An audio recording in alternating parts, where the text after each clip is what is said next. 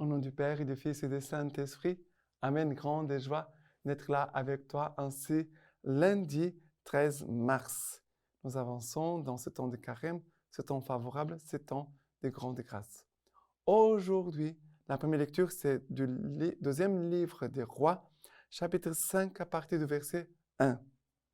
Naaman, chef de l'armée du roi d'Aram, était un homme en grande considération en faveur auprès de son maître, car c'était par lui que le Seigneur avait accordé la victoire aux Araméens. Mais ces vaillants hommes étaient lépreux. Or les Araméens, sortis en razzia, avaient enlevé du territoire d'Israël une petite fille qui était entrée au service de la femme de Naaman. Elle dit à sa maîtresse, « Ah, si seulement mon maître s'adressait au prophète de Samarie, il le délivrerait de sa lèpre. » Naaman alla informer son Seigneur. « Voilà, dit-il, de quelle et quelle manière a parlé la jeune fille qui vient du pays d'Israël. » Le roi d'Aram répondit, « Pars donc, je vais envoyer une lettre au roi d'Israël. » Naaman partit, prenant avec lui 10 talents d'argent, 6000 cycles d'or et 10 habits de fête. Il présenta au roi d'Israël la lettre ainsi conçue. En même temps que te parvient cette lettre, je t'envoie mon serviteur Naaman pour que tu le délivres de sa lèpre. À la lecture de la lettre, le roi d'Israël déchira ses vêtements et dit, « Suis-je un Dieu qui puisse donner la mort et la vie pour que celui-là me demande de délivrer quelqu'un de sa lèpre? Pour sûr, rendez-vous bien compte qu'il me cherche querelle. » Mais quand Élisée, l'homme de Dieu, apprit que le roi d'Israël avait déchiré ses vêtements, il fit dire au roi, « Pourquoi as-tu déchiré tes vêtements? Qu'il vienne donc vers moi, et il saura qu'il y a un prophète en Israël. » Naaman arriva avec son attelage et son char, et s'arrêta à la porte de la maison d'Élisée. Et Élisée envoya un messager lui dire, « Va te baigner 7 fois dans le Jourdain. Ta chair redeviendra nette. » Naaman, irrité, s'en alla en disant, « Je m'étais dit, sûrement il sortira et se présentera lui-même. Puis il invoquera le nom du Seigneur son Dieu. Il agitera la main sur l'endroit malade et délivrera la partie lépreuse. Est-ce que les fleuves de Damas, l'Abana et les Parpar ne valent pas mieux que toutes les eaux d'Israël? Ne pourrais-je pas m'y baigner pour être purifié? » Il tourna bride et partit en colère. Mais ses serviteurs s'approchèrent et s'adressèrent à lui en ces termes. « Mon père, si le prophète t'avait prescrit quelque chose de difficile, ne l'aurais-tu pas fait? Combien plus lorsqu'il te dit, baigne-toi et tu seras purifié. » Et descendit donc et se plongea cette fois dans le Jourdain, selon la parole de l'homme de Dieu. Sa chair redevint comme la chair d'un petit enfant, et il était purifié. Il revient chez l'homme de Dieu avec toute son escorte.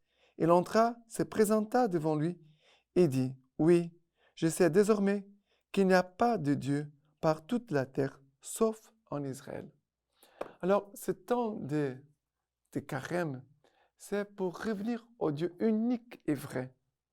Comme ici, Naaman va faire sa profession de foi après avoir été guéri de sa lèpre.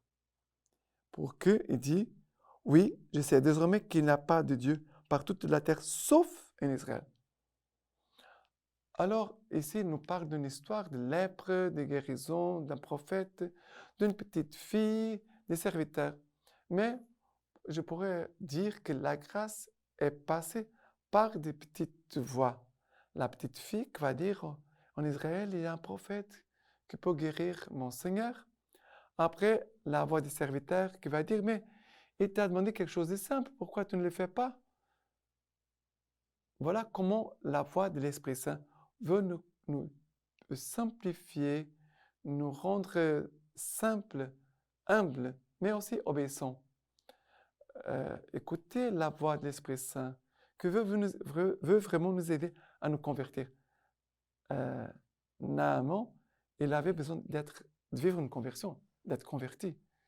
Et il va faire tout un chemin pour, on pourrait dire, malgré sa lèpre, grâce à sa lèpre, il va faire un chemin de foi. Il va se rencontrer avec le Seigneur. Il va aussi être guéri de sa lèpre. Nous devons être attentifs à la façon dont Dieu veut nous conduire. Ne sommes pas nous qui nous conduisons tout, qui maîtrisons tout. C'est lui, le Seigneur, qui est le maître de toutes choses.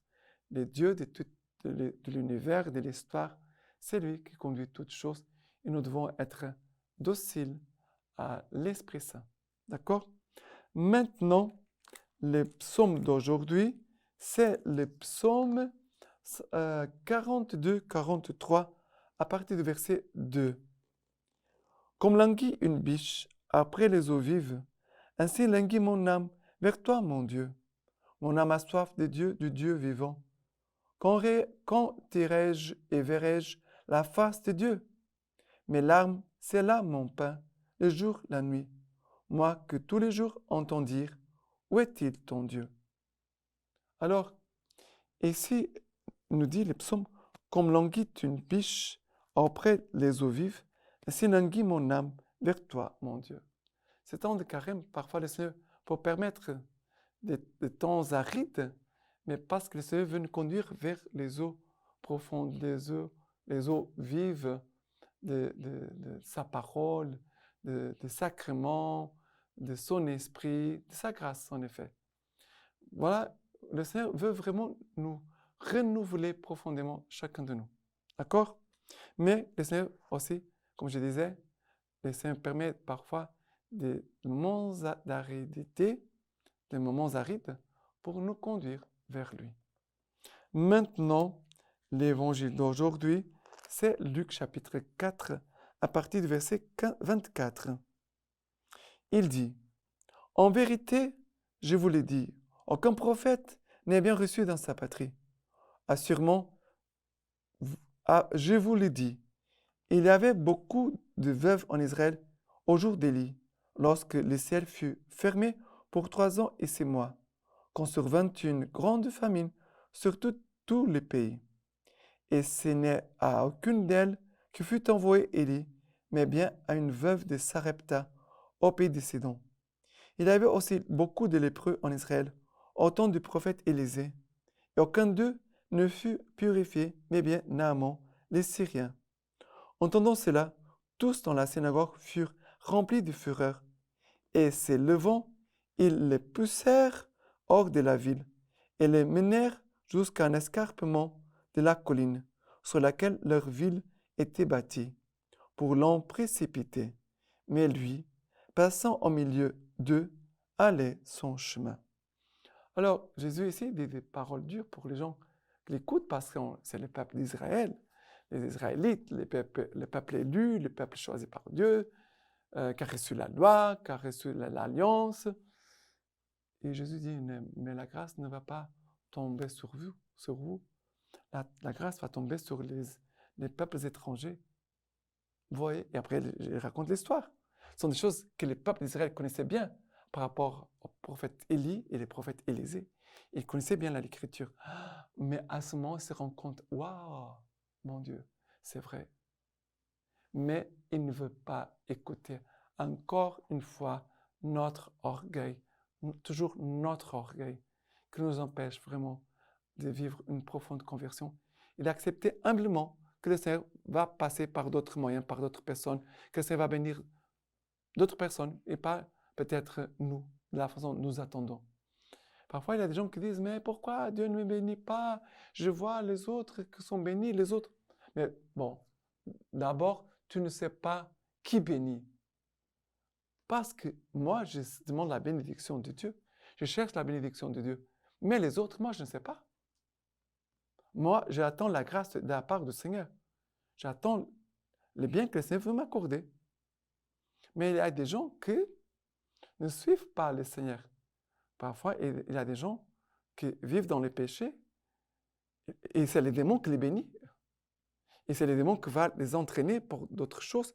Ils vont dire, mais ils ont beaucoup de choses, regardez tout ce qu'ils ont, et moi je n'ai rien. Mais il faut faire attention. Tout ce qu'ils ont, qu'est-ce que cela va produire dans leur âme et dans leur avenir par rapport à la vie éternelle. C'est pour ça qu'on ne doit pas juger sur les apparences. On doit être bien humble et d'être bien chacun à sa place et de faire confiance au Seigneur. D'accord?